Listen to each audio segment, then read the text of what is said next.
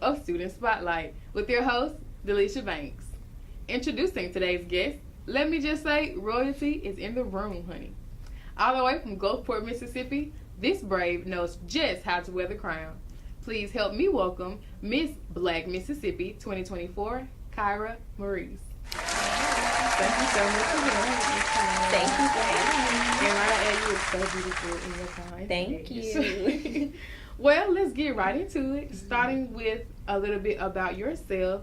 Tell us a little bit about you in regards to where you're from, why you chose Alcorn, and why did you choose your field of study? Well, I am from Gulfport, Mississippi, and I am a biology health science major. I chose Alcorn because doing many research, I'm like, I need the best school that's going to help me with my future. And with the nursing program, I learned that they have such a great nursing program. And I wanted to make sure that I went to HBCU. And what influenced me to pick my major is I went to work with my grandma for numerous of years. And seeing her have the love and the compassion for giving back to the elderly, not even just the elderly, but being someone that they can lean on when they don't have anybody. I wanted to be that person.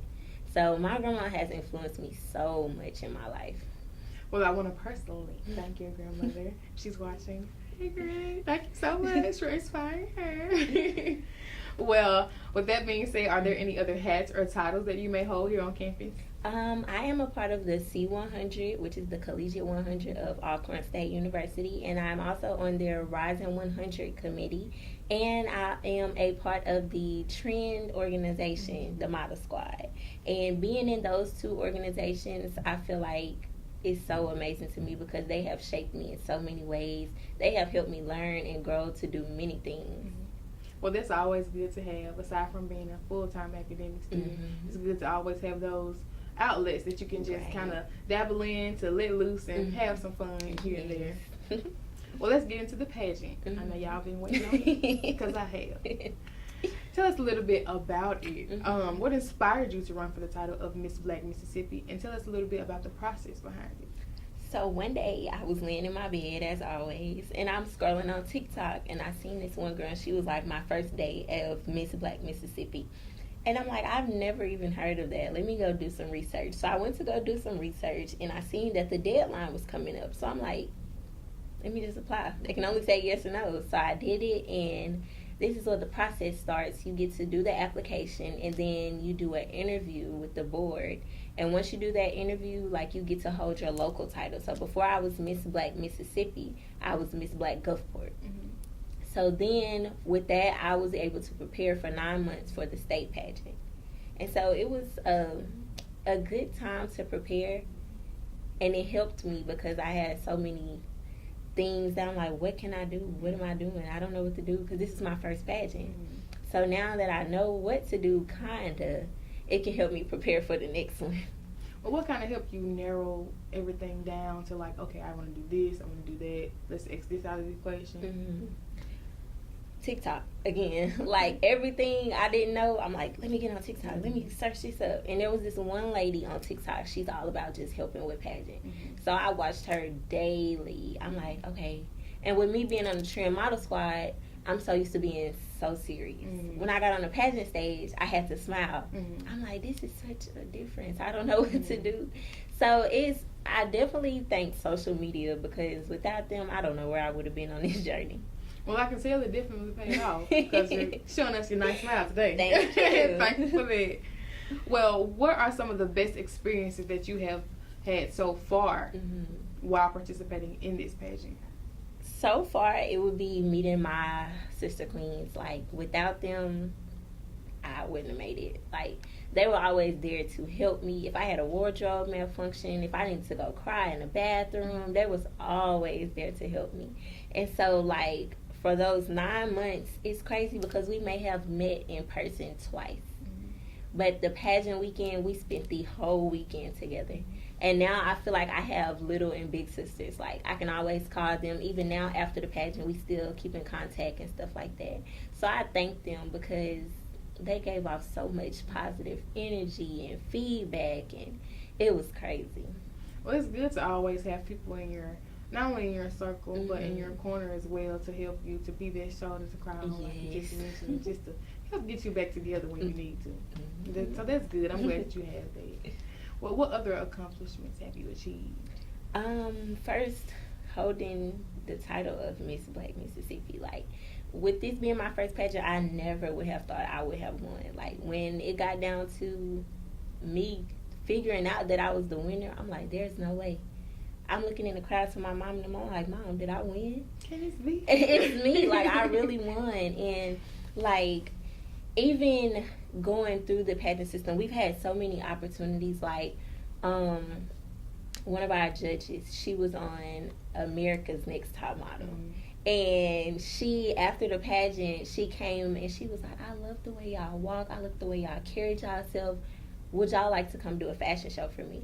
So it's like the little doors that open up even at the pageant. And even I know there's going to be so many more to open up. So it's like those things that I never would have thought I could have did, I'm going to do them. Exactly. And did you also get the opportunity to meet other big name brands as far as like entertainers, celebrities, actors, actresses? Well, like I said, we had her, and we also had a man. He was on Black Panther too.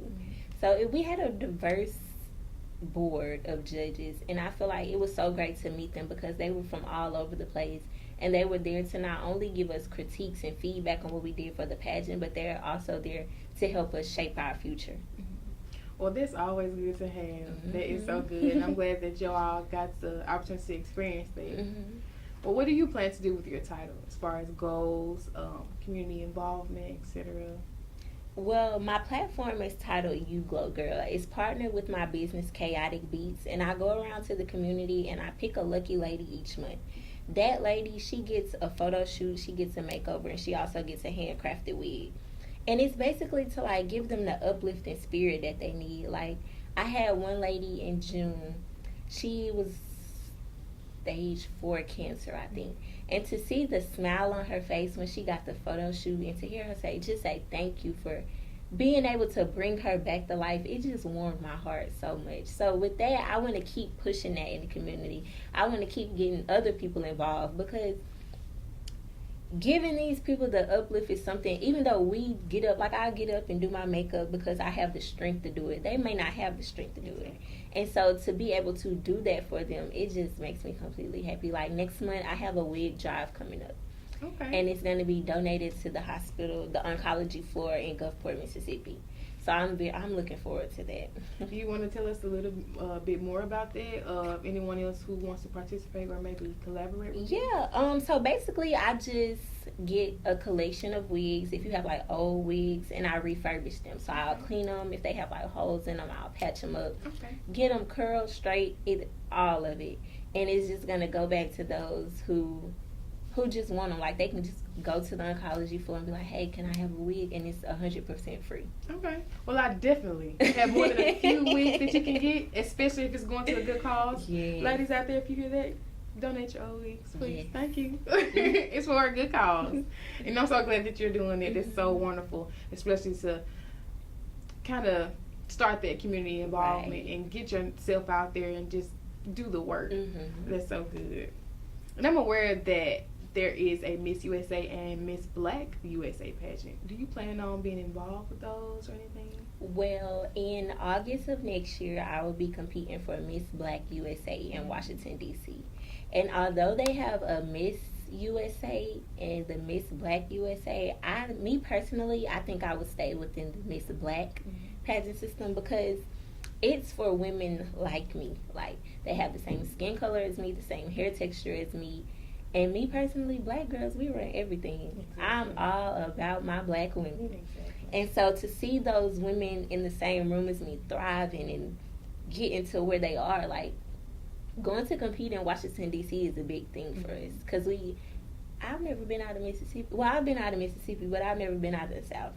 So that's going to be such a great opportunity for me. And like I said, the Miss Black pageant system, they make it for everybody of all.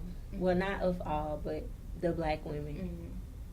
Well, that's good that you all also have that safe space that you can always rely on to just be yourselves and be authentically and unapologetically yourselves.